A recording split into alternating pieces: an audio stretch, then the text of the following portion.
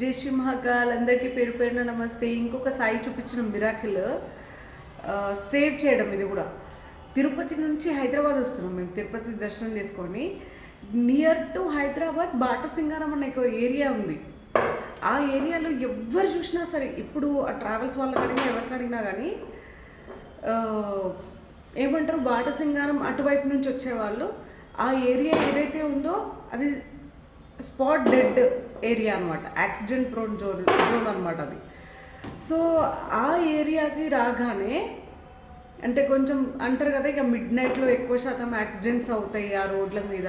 Even afternoon టైంలో కూడా కానీ అక్కడ ఆ దారికి వస్తే మాత్రం చాలా మట్టుకు యాక్సిడెంట్స్ అవుతాయి ఆ దారిలో, ఆ బాటసింగారం అన్న ఏరియా దగ్గర. ఎవరిని అడిగినా చెప్పేస్తారు. ఈవెన్ టూ వీలర్ మీద వెళ్ళినా సరే, ఈవెన్ ఎందుకు మా రిలేషన్స్ వాళ్ళు కూడా సేమ్ సిచ్యువేషన్ వాళ్ళు కూడా జరిగింది. సేమ్ వాళ్ళు కూడా తిరుపతికి వెళ్ళేసి వస్తుంటేనే వాళ్ళకు కూడా అదే సిచ్యువేషన్ జరిగింది. మాకు అరౌండ్ ఎగ్జాక్ట్గా 1:15 అవుతుంది, మిడ్ నైట్ 1:15 అవుతుంది. అసలుకి అప్పటి వరకు పిల్లలు ఉన్నారు, ఖచ్చితంగా అసలుకి కనీసం కన్ను రెప్ప కూడా వేయలేము కదా డ్రైవ్ చేసే టైంలో. ఎట్లో ఆ దారికి వచ్చేసరికి కొంచెం అంటే కొంచెం నిద్ర వచ్చినట్టు ఆ సిచ్యువేషన్ వచ్చింది.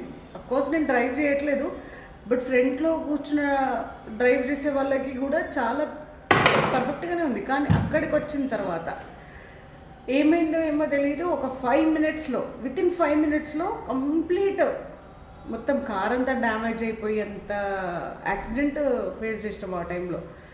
సో అది ఫుల్ నిద్రగా అనిపించేసరికి నేను ఒకటే అనుకున్నా, కారులో ముందు సాయి విగ్రహం ఉంటుంది.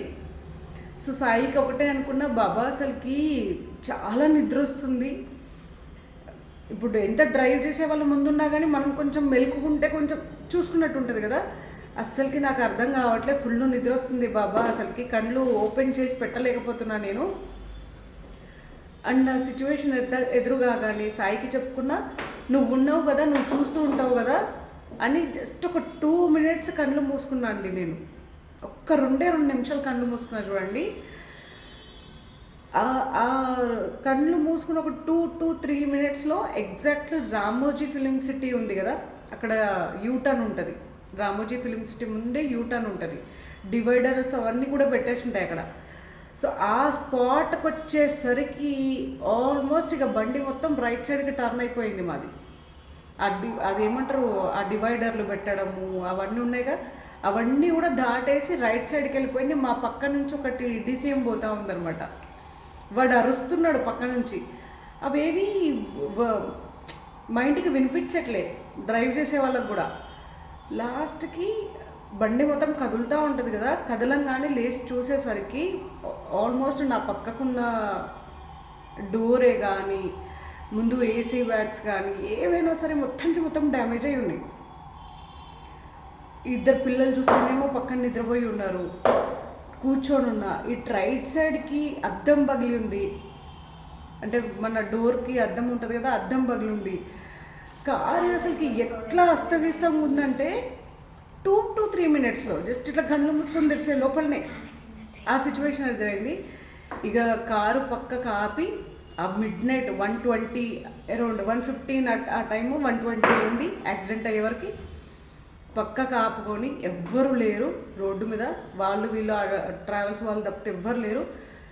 ఈ హ్యాండ్కి మొత్తం రైట్ సైడ్కి అద్దం పగిలింది కదా నేను కూర్చున్న దగ్గర, చూస్తే ఈ రైట్ సైడ్ హ్యాండ్ మొత్తం బ్లడ్డే, దెబ్బలు తగిలినాయి. ఇంకా ఒక నమ్మకం ఏంటంటే సాయి ఉన్నాడు కదా, మొత్తం హ్యాండ్ అంతా వాష్ చేసి చూస్తే ఒక చిన్న దెబ్బ తగిలింది నాకు, చిన్నది. మీకు చూపిస్తా, ఇప్పుడు మీకు చూపిస్తుంది. ఇక్కడ ఉంటుంది చిన్నగా, ఇదిగోండి ఇక్కడ ఉందా చిన్న డాట్ చెరి, ఈ డాట్ ఎంత బ్లడ్ అంటే అసలుకి అద్దం పగిలింది కదా పక్కన డోర్కి, అంత బ్లడ్ మొత్తం అసలుకి ఏదో అయిపోయింది. ఇంకా చెయ్యికి బాగా కుట్లు పడిపోతట్టున్నాయి అన్న తీరుకు కనబడ్డది అసలుకి. మొత్తం హ్యాండ్ అంతా వాష్ చేసి చూస్తే అంత చిన్న, అది ఇప్పుడు మరకబడ్డది కదా, అద్దం గుచ్చుకుంది దానికి. సో బాబా ఉండాలి, గురువు ఉండాలి. మనం రియల్ ఎస్టేట్లో వర్క్ చేస్తాం కాబట్టి కొంచెం కండ్లు ఎక్కువ ఉంటాయి. అంటే నిజాయితీగా ఉండేటోళ్ళ మీద కండ్లు ఎక్కువ ఉంటాయి, నిజం మాట్లాడేటోళ్ళ మీద కండ్లు ఎక్కువ ఉంటాయి.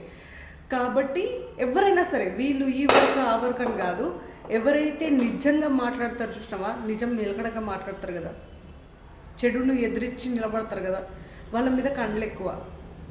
కాబట్టి గురువుదయ కూడా ఉండాలి.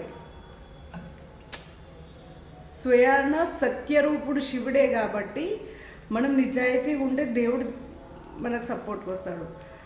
ఈ విధంగా అయింది. అసలుకి కారు మొత్తం డ్యామేజ్. ముందు వాటర్ ఏసీ దగ్గర వాటర్ లీక్ అవ్వడము, ఫెండర్స్ కానీ ఏదైనా మొత్తం రైట్ సైడ్ మొత్తం డ్యామేజ్ అయింది కారు. నా చేతికి ఇంత చిన్న డ్యామేజ్ అయింది.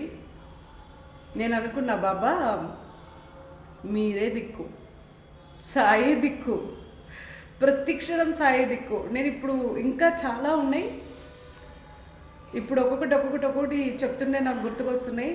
ఇట్లుంటుంది అనమాట గురు భక్తితోటి. ఎవరెవరో ఏదేదో అనుకుంటున్నారు. ఈ మధ్యలో న్యూస్లో అసలు వస్తున్నాయి, సాయి అల్లా మాలిక్ అంటాడు, సాయి అట్లా అంటాడు, ఇట్లా అంటాడు. అరే ఏదిగో తెలుగు వాళ్ళు కూడా కొంతమంది వేరే వేరే పూజలు నేర్చుకున్నట్టు ఉన్నారు, ముస్లిమ్స్ కూడా కొంతమంది వేరే వేరే పూజలు నేర్చుకున్న వాళ్ళు ఉన్నారు, క్రిస్టియన్స్లో కూడా వేరే వేరే సాధనలు చేసిన వాళ్ళు ఉన్నారు. సాయి స్వయాన గురువు ఆయనను ఎవరైనా పూజించవచ్చు.